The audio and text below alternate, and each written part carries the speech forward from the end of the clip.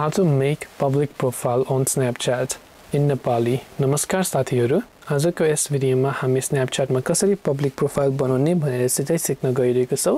त्यही भएर भिडियोलाई ध्यान दिएर अन्त्यसम्म हेरिदिनु होला।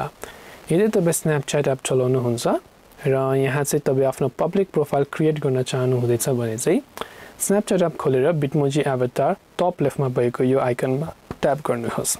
यहाँ गइसकेपछि तपाई यहाँ चाहिँ माई पब्लिक प्रोफाइल भन्ने अप्सन देख्नुहुन्छ।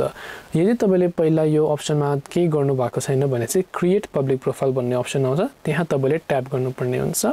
त्यहाँ ट्याप गर्ने बित्तिकै तपाईले यस्तो खालको पपअपहरु देख्न सक्नुहुनेछ जहाँ चाहिँ तपाईले यो सबै आफ्नो प्रोफाइलको बारेमा सबै इन्फर्मेसन अथवा के चाहिँ बिल्ड गर्न सक्नुहुन्छ भनेर चाहिँ देख्न सक्नुहुनेछ।